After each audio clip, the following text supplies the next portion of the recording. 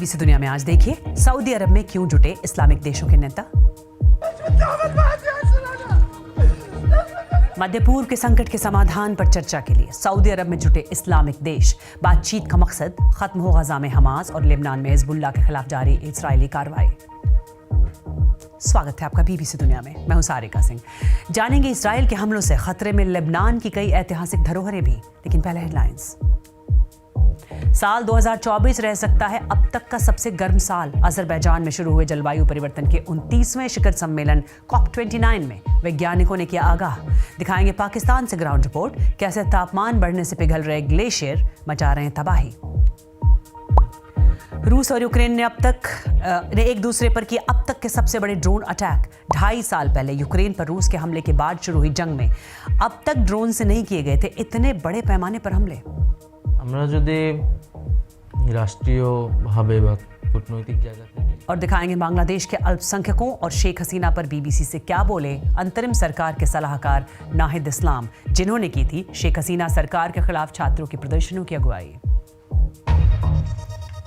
Israel पर बीते साल 7 अक्टूबर को हुए हमास के हमले और फिर इसराइल की जवाबी कार्रवाई के बाद अब जंग का दायरा भी बढ़ गया है और तबाही का स्तर भी।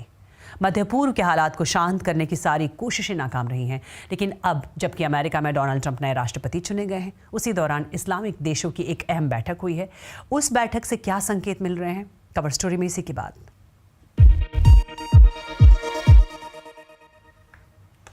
सऊदी अरब की राजधानी रियाद में अरब और इस्लामिक देशों का आपातकालीन सम्मेलन बुलाया गया है। इस सम्मेलन में आए प्रतिनिधियों ने गजा और लेबनान में के हालात पर चर्चा की।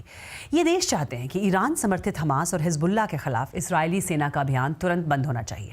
इस सम्मेलन में सीरिया के राष्ट्रपति बशर अल असद भी पहुंचे, जिन्हें ईरान का करीबी माना जाता है। रियाद में मौजूद बीबीसी संवाददाता फ्रैंक गार्डनर के मुताबिक असद का रियाद आना इस बात का संकेत है कि मध्य पूर्व के समीकरण बदल रहे हैं। बदले हालात में इस इलाके में अमेरिका की भूमिका कम हो सकती है। साथ ही संकेत ये भी मिल रहे हैं कि सऊदी अरब और ईरान अपने मतभेदों को भुलाकर अपने रिश्ते मजबूत कर रहे हैं।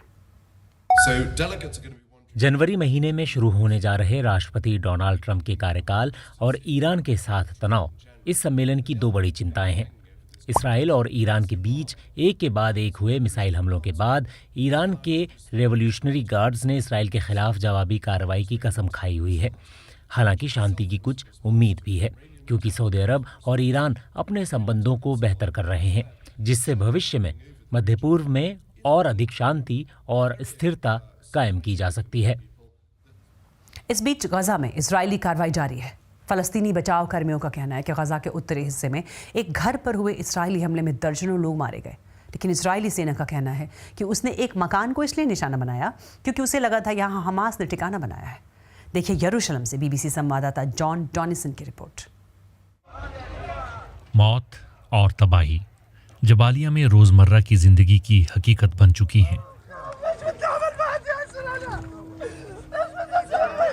मलबे से उसमें दबे लोगों की दर्द भरी आवाज आ रही है। अहमद दलालूश बताते हैं कि इस इमारत में 50 से ज्यादा लोग थे। वो कहते हैं कि उन्होंने अपने एक रिश्तेदार को भी खो दिया। वो कह रहे हैं विस्थापित होकर आए बच्चों समेत कई लोगों ने यहाँ शरण ली हुई थी और वो सब आम लोग थे। लाशों को पास के एक अस्पताल में ले जाया गया। गजा की सिविल डिफेंस एजेंसी का कहना है कि 13 बच्चों समेत कम से कम 25 लोग मारे गए हैं। अब्दुल्ला कहते हैं मुझे सिर्फ ऊपर वाले की जरूरत है, ये बर्बरता है। उत्तरी गजा में इसराइली हमलों का नया दौर शुरू हुए अब कई हफ्ते बीत चुके हैं। इसराइल कहता है कि उसके निशाने पर हमास है, जो आम लोगों को ढाल की तरह इस्तेमाल करता है। जंग शुरू हुए 1 साल से ज्यादा वक्त बीतने के बीच इसराइली प्रधानमंत्री नया सहयोगी मिलने से ताकतवर महसूस कर रहे हैं। בימים האחרונים אני שוחחתי 3 פעמים עם הנשיא הנבחר דונלד טראמפ. אלה היו שיחות טובות וחשובות מאוד. שיחות שנועדו להדק עוד יותר את הברית האיתנה בין ישראל לארצות הברית. אנחנו רואים עין בעין. गजा में आम लोगों को नुकसान पहुंचने की घटनाओं पर अमेरिका कई महीनों से इसराइल को सावधानी बरतने के लिए कह रहा है। डोनाल्ड ट्रंप ने दावा किया था कि वो इस जंग को खत्म करवा कर रहेंगे और हो सकता है कि बिन्यामिन नेतन्याहू उनकी बात मानने के लिए तैयार हों। और लेबनान में भी हिजबुल्लाह के खिलाफ इजरायली हवाई हमले जारी हैं। लेबनान के प्रधानमंत्री ने आरोप लगाया है कि इजराइल उनके देश में अपराधों को अंजाम दे रहा है। बुधवार को इजराइल के हमले में बालबेक इलाके में एक ऐतिहासिक महत्व वाले इलाके को नुकसान पहुंचा। आशंका जताई जा रही है कि इजरायली हमलों के कारण लेबनान में मौजूद प्राचीन धरोहरें खतरे में हैं। दुनिया के सबसे बड़े रोमन मंदिरों में से एक से कुछ मीटर दूर सिर्फ तबाही नजर आती है। एक इस्राएली हमले ने इस ऐतिहासिक जगह को तहस नहस कर दिया। इस्राएली सेना का दावा है कि वो इस इलाके में हिजबुल्लाह को निशाना बना रही थी। ये जगह यूनेस्को वर्ल्ड हेरिटेज का दर्जा पाए बालबेक के किले के पास है। पूर्वी लेबनान में मौजूद इस खूबसूरत मंदिर के पास दूसरी बार इस्राएली हमला हुआ है। वहीं दक्षिणी लेबनान की टायर में भी इस्राएल ने एक ऐसे ही संरक्षित जगह पर हमला किया। हम जानते हैं कि इस जगह को सीधे तौर पर निशाना नहीं बनाया गया होगा, लेकिन फिर भी नुकसान हुआ है। मिट्टी में लगातार कंपन होने के कारण और नुकसान हो रहा है। रोमन निर्माण आमतौर पर भूकंप रोधी होते हैं, मगर इस स्तर के कंपन से कोई भी भूकंप रोधी निर्माण खुद को कब तक बचा पाएगा, इसका अंदाजा लगा पाना और कोई समाधान निकाल पाना आसान नहीं होगा। पूरे लेबनान में रोमन साम्राज्य के कई सारे खंडहर मौजूद हैं। संयुक्त राष्ट्र ने आशंका जताई है कि इन ऐतिहासिक जगहों के खंडहर में तब्दील हो जाने का खतरा बना हुआ है और लेबनान की सांस्कृतिक विरासत को इस संघर्ष की भेंट नहीं चढ़ना चाहिए। महाबेब में यह मकबरा 300 साल पुराना है। यारून की यह मस्जिद 19वीं सदी में बनी थी।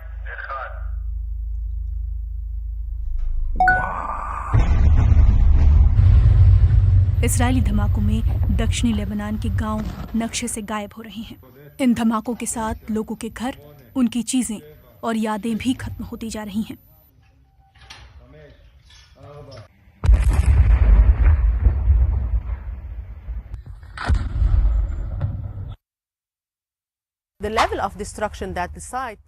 दक्षिणी लेबनान के इन गांवों में जिस स्तर की तबाही देखने को मिल रही है, उसे गांव, शहरों की जड़ों, सामाजिक ताने बाने, इसके इतिहास और यहाँ की सामूहिक याद का विनाश कहा जा सकता है। इस्राएल का कहना है कि वो लेबनान में हिजबुल्लाह और उसके लड़ाकों को निशाना बना रहा है, लेकिन जो युद्ध किसी को नहीं बख्श रहा, उससे धरोहरों को भी खतरा बना हुआ है। और अब बात रूस और यूक्रेन जंग की, जिसमें दोनों देशों ने एक दूसरे पर अब तक के सबसे बड़े ड्रोन हमले किए हैं। यूक्रेन की वायुसेना ने बताया कि रूस ने 145 ड्रोन लॉन्च किए, जिनमें से ज्यादातर को नाकाम कर दिया गया। यूक्रेन के दक्षिणी शहर माइकोलाइव के अधिकारियों का कहना है कि यहां हुए एक रूसी ड्रोन हमले में कम से कम 5 लोग मारे गए। वहीं एक रिहायशी इमारत और एक घर को नुकसान पहुंचा। अधिकारियों का कहना है कि ज़पोरिज़िया में भी बीती रात हुए एक हमले में एक शख्स की जान गई, 25 से ज्यादा लोग घायल हुए। एक दूसरी जगह पर बहुमंजिला रिहायशी इमारत पर हुए हमले में 6 लोगों के घायल होने की बात सामने आई है। और रूस का कहना है कि उसने अपने 6 इलाकों की ओर दागे गए 84 यूक्रेनी ड्रोन मार गिराए हैं। अधिकारियों के मुताबिक मॉस्को के पास एक इलाके में तबाह किए गए ड्रोन्स का मलबा गिरने से 5 लोग घायल हुए, 4 घरों में आग लग गई। रूस के रक्षा मंत्रालय ने जानकारी दी कि मॉस्को की ओर 30 से ज्यादा ड्रोन दागे गए थे। इस वजह से 3 मुख्य हवाई अड्डों से कई उड़ानों के रूट बदलने पड़े। इस बीच रूस ने अमेरिकी मीडिया की उस रिपोर्ट को खारिज किया जिसमें यह दावा किया जा रहा था कि डोनाल्ड ट्रंप की जीत के बाद राष्ट्रपति व्लादिमीर पुतिन के साथ उनकी बात हुई है। पुतिन के प्रवक्ता दिमित्री पेस्कोव ने कहा कि ये पूरी तरह मनगढ़ंत बात है। वहीं ट्रंप की टीम ने वॉशिंगटन पोस्ट में छपे दावों की ना तो पुष्टि की है, ना ही उसे खारिज किया है। रविवार को वॉशिंगटन पोस्ट ने लिखा था कि ट्रंप ने पुतिन को फोन कर यूक्रेन में संघर्ष को ना बढ़ाने की चेतावनी दी थी। ट्रंप ने इस जंग को जल्द खत्म करने का वादा किया, लेकिन ये साफ नहीं किया कि ऐसा वो कैसे करेंगे। ग्लोबल वार्मिंग के खतरे को आखिर कैसे कम किया जाए, धरती के बिगड़ते पर्यावरण के असर से कैसे बचाएं, दुनिया भर के देश इसे लेकर चर्चा कर रहे हैं। अजरबैजान की राजधानी बाकू में, जहां आज से COP29 जलवायु सम्मेलन की शुरुआत हो गई है। ये सम्मेलन तब हो रहा है जब वैज्ञानिकों ने कह दिया है कि साल 2024 अब तक का सबसे गर्म साल होने वाला है। आने वाले 2 हफ्तों में दुनिया के हर कोने से हजारों प्रतिनिधि बाकू में हो रहे इस सम्मेलन में शामिल होंगे, पर कई देश ऐसे भी हैं जिन्होंने इसमें शामिल ना होने का फैसला किया है। और जानते हैं कि ये सम्मेलन आखिरकार है क्या। जलवायु परिवर्तन रोकने के लिए संयुक्त राष्ट्र के सालाना सम्मेलन को कहा जाता है कॉन्फ्रेंस ऑफ पार्टीज, जिसे शॉर्ट में COP या COP कहते हैं। कॉप की शुरुआत साल 1995 में बर्लिन में हुई और इसका इरादा था कार्बन डाइऑक्साइड की मात्रा घटाना, पृथ्वी का तापमान 1.5 डिग्री सेल्सियस कम किया जा सके। और इस साल के कॉप सम्मेलन का मकसद है गरीब देशों के लिए अमीर देशों की फंडिंग बढ़ाना, ताकि वो अपने यहाँ ग्रीन एनर्जी को बढ़ावा देकर प्रदूषण को कम कर सकें। और साल 2009 के कॉप में यह तय हुआ था कि विकसित देश हर साल गरीब देशों को $100 अरब देंगे, लेकिन विकासशील देशों का कहना है कि ये रकम नाकाफी है और उन्हें कम से कम $100 खरब चाहिए। मगर कॉप 29 सम्मेलन से पहले अमेरिका में डोनाल्ड ट्रंप के चुनाव जीतने से फिक्र बढ़ गई है, क्योंकि ट्रंप का कहना है कि वो राष्ट्रपति बनने के बाद देश में कार्बन उत्सर्जन घटाने के लिए की जा रही कोशिशों को बंद कर देंगे। और इससे उन देशों की चिंता बढ़ेगी जो जलवायु परिवर्तन की मार झेल रहे हैं, जैसे पाकिस्तान। हाल के सालों में पाकिस्तान को बाढ़, सूखे और भीषण गर्मी से जूझना पड़ा है। वहाँ के खैबर पख्तूनख्वा प्रांत के चित्राल में ग्लेशियर पिघलने के कारण वहाँ रहने वाले लोगों की जिंदगी बदल गई है। देखिए BBC उर्दू संवाददाता अजीजुल्लाह खान की रिपोर्ट। उत्तरी पाकिस्तान के चित्राल जिले के रेशुन गांव के रहने वाले मोहम्मद अली कभी एक खुशहाल जमींदार हुआ करते थे, जिनके पास फलों के बगीचे, जंगल और खेत थे। लेकिन अब उनका सब कुछ खो चुका है। अब वो 2 कमरों वाले टूटे हुए मकान में रहते हैं। इस इमारत में पहले स्कूल हुआ करता था।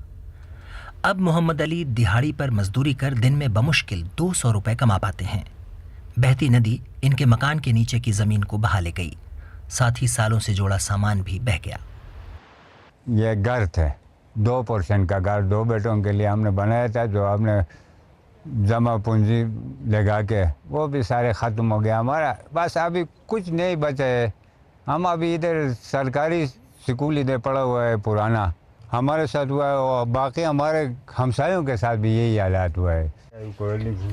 मोहम्मद अली की 14 साल की बेटी आयजा अली अपने पुराने घर को याद करते हुए कहती हैं कि उनकी ज़िंदगी पूरी तरह बदल गई है। याद है पहले हम अपने घर में रहते थे बहुत अच्छे से, और सबके अलग अलग कमरे थे और वॉशरूम भी अलग अलग थे, 2 किचन थे। फिर जब हम सोए हुए थे, सुबह मेरे अब्बू आए और वो कहने लगे कि सैलाब आ चुके हैं और आप भाग जाइए घर से। तब हम भाग गए। पहले तो हम बहुत चौंक चुके थे, बाद में हम भाग गए और बहुत रोए। रेशुन इस इलाके के उन गांवों में से है जिन पर तबाही का खतरा मंडरा रहा है।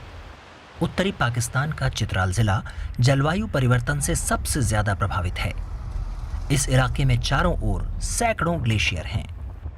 लगातार बढ़ते तापमान की वजह से ग्लेशियर तेजी से पिघल रहे हैं, जिससे चित्राल नदी का जल स्तर बढ़ गया है। This is Chitral, the north of Pakistan. ये खैबर पख्तूनख्वा प्रांत का चित्राल है। यहाँ के 550 ग्लेशियर्स में से करीब 13% चित्राल में ही हैं। जलवायु परिवर्तन ने इस पूरे इलाके को बदल कर रख दिया है। ये सब गर्मियों में तापमान बढ़ने और मौसम में बदलाव आने से हुआ है। एक्सपर्ट कहते हैं कि ग्लेशियर पिघलने से चित्राल नदी में पानी का स्तर बढ़ गया। नदी आसपास के जमीन को काटती जा रही है।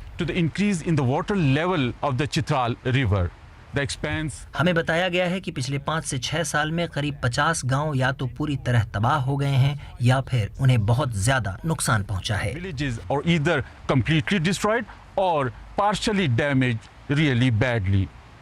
एक और गांव के मंसूर अली एक वक्त ग्लेशियर के पास रहा करते थे। बताते हैं कि पिछले 1 दशक में ग्लेशियर काफी पिघल चुका है। तकरीबन 20-25 साल पहले बिल्कुल ये ग्लेशियर हमारे घर के नज़दीक थे, तो वहाँ पे हम जाते थे तो वहाँ बिल्कुल बर्फ़ होती थी। अब हम जब जाते हैं, मैं इस दफ़ा रिसेंटली अभी गया हूँ वहाँ पे, तो वहाँ जब मैंने देखा वो बिल्कुल पिघल चुका था, वो कि वहाँ दरारें पड़ी हुई, बर्फ़ बिल्कुल नहीं है। हम लोग शायोस कहते हैं, ख्वार में शायोस, इसका ये मतलब है कि ब्लैक आइस। और अब भी वहाँ पे आपको बिल्कुल ब्लैक माउंटेन ही मिलेंगे, आइस वो नहीं मिलेगा आपको। अधिकारियों का कहना है कि नुकसान कम हो, इसके लिए कोशिशें जारी हैं, लेकिन बदलते मौसम और फंडिंग में हो रही देरी की वजह से चीजें मुश्किल हो गई हैं। जानकारों का मानना है कि चित्राल जिले का 1/3 हिस्सा ग्लेशियर्स पर निर्भर है, लेकिन डर इस बात का है कि अगर तापमान यूं ही बढ़ता रहा और जलवायु परिवर्तन से हो रहे नुकसान को रोकने के लिए जल्द कोई नीति नहीं बनाई गई, तो अगले कुछ सालों में ये इलाका ऐसा नहीं रहेगा जैसा आज नजर आ रहा है।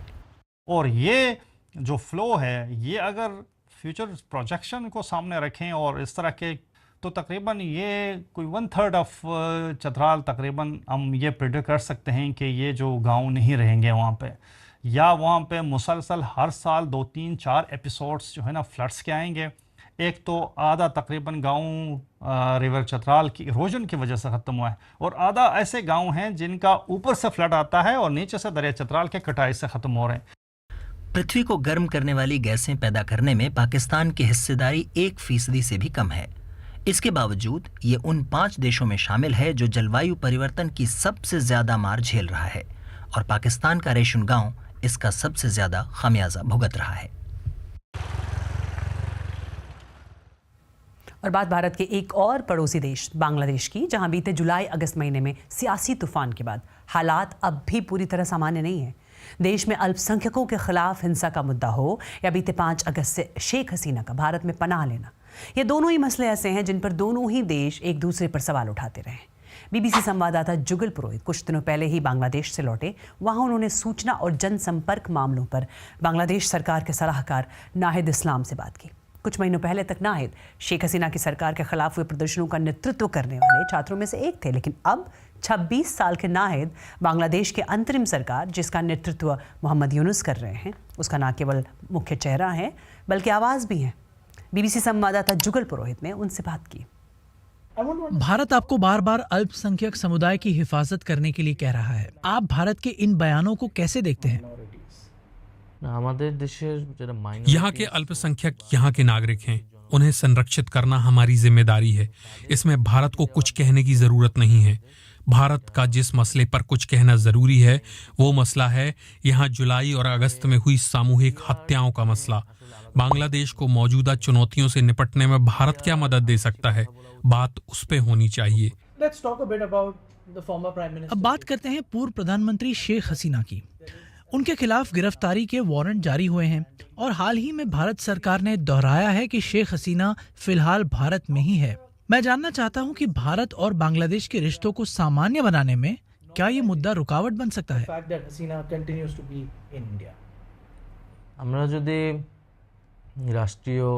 मुझे लगता है कि भारत की तरफ से बांग्लादेश की जनता को एक गलत संदेश जा रहा है, और ऐसा इसीलिए हो रहा है क्योंकि भारत ने पूर्व प्रधानमंत्री शेख हसीना को शरण दी है, जिनके खिलाफ सामूहिक हत्या और कुप्रशासन जैसे गंभीर आरोप हैं। ये क्यों किया जा रहा है? खास तौर से तब जबकि उनके खिलाफ गिरफ्तारी के वारंट जारी किए गए हैं। जिस समय हम इन आरोपियों को हिरासत में लेना चाहें तब भारत हमें सहयोग देगा, हम ऐसी उम्मीद रखते हैं।